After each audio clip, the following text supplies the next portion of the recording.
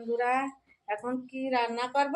কালকে তো অনেক কিছু খাওয়া দাওয়া করেছি, তাই এখন আর মাছ টাছ রান্না করবো না। একটু কচুর শাক নিয়ে আসি, আর ওই যে পালংয়ের শাকই রান্না করবো। কচুর শাক কাটিয়ে নিয়ে আসি, দেখি কাছেটা নিয়ে যাই, কাটিয়ে নিয়ে আসি।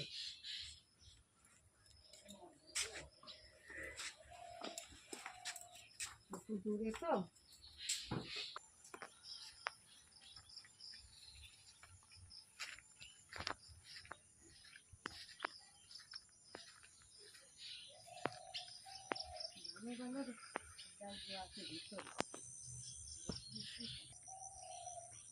ভিতর থেকে কচুর শাকগুলো কাটিয়ে নিয়েছিল। সুন্দর কচুর শাক।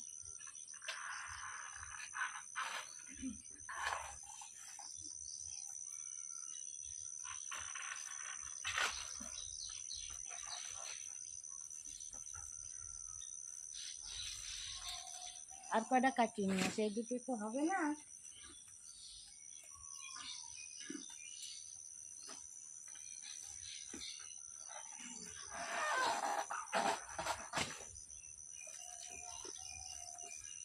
মোটা হয়েছে।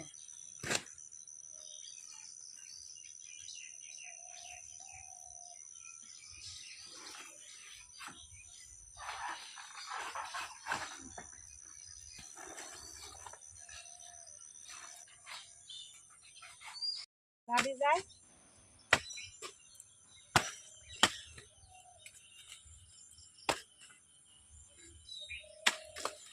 এবার বাড়ির দিকে নিয়ে যাই। বাড়িতে নিয়ে যায় সুন্দর করে শাকগুলো সাইজ মতন কাটবো, কেটে তারপরে ধুয়ে নেব। বাড়ির দিকে যাই, এই তো বাড়ি চলে এসছি। শাক কেটে, এটা কচুর শাকও না, এটা বলে গট কচুর শাক। আমরা কচুর শাকও বলিনি, আবার বলিও গট কচু। শাকগুলো আমি সুন্দর করে কাটিয়ে নিই। অনেকেই বলে হাত চুলকায়, আমার কিন্তু হাত চুলকায় না। রোদ্রের জায়গা তো, শাকগুলো খেতে খুব সুন্দর লাগে। তারপরে ইলিশ মাছের মুড়ি দিয়ে রান্না করলে সেই টেস্ট আসে। দেখো শাকগুলো এইভাবে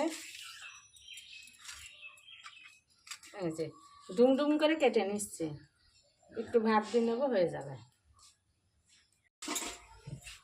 জল দিয়ে দিই,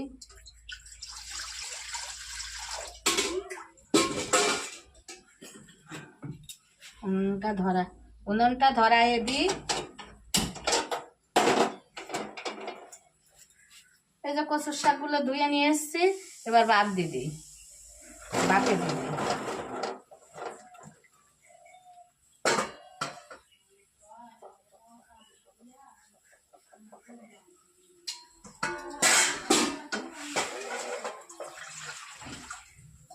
এবার ঢাকা দিদি, সুন্দর করে ঢাকা দিদি, ভাতটা হয়ে যাক। ভাত দিয়েছি, এই যে ভাত হয়ে গেছে। জলটা হাতায় দি, এভাবে জলটা ঝরা নিছি। এবার কড়াই দেখো তেতে গেছে। বাহ বাহ, এবার কচু শাক তো, তাই কটা ফোড়ন দিলাম। এই দেখো বললাম না মাছের মুড়ো আছে। এই দেখো ইলিশ মাছের মুড়ো, দুটো মাছের মুড়ো। তাই এই মুড়ো এখন আমি তেলের পর দিয়ে দেবো। ইলিশ মাছ, এই দেখো ইলিশ মাছের মুড়ো, কি সুন্দর মুড়ো। একটু ভাজা ভাজা করিনি, মুড়োটা আর একটু বেশি করে ভাজিনি, ভালো লাগবে। আর দেখো এই লঙ্কার এত ঝাঁজ বাড়াচ্ছে, ঝাঁজ যত দূর দিবি রান্না কত টেস্টি হবে। এবার শাকটা ঢেলে দিই।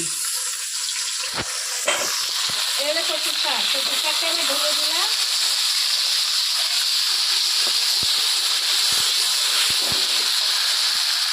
একটু সামান্য হলুদ দিবি, আবার কচুর শাক তো লবণ দিবি।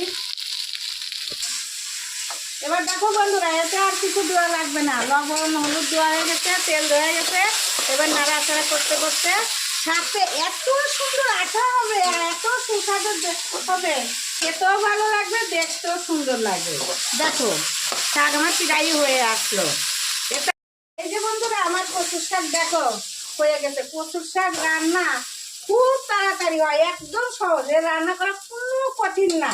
দেখো ইলিশ মাছের মুরগি কচুর শাক রান্না, এই কচুর শাক দিয়ে ভাত খেতে এত সুন্দর লাগে না, খেলে খেতেই ইচ্ছা করে, এত টেস্ট, মুখে এত স্বাদ লাগে, মানে তার বলা যায় না, এত স্বাদ।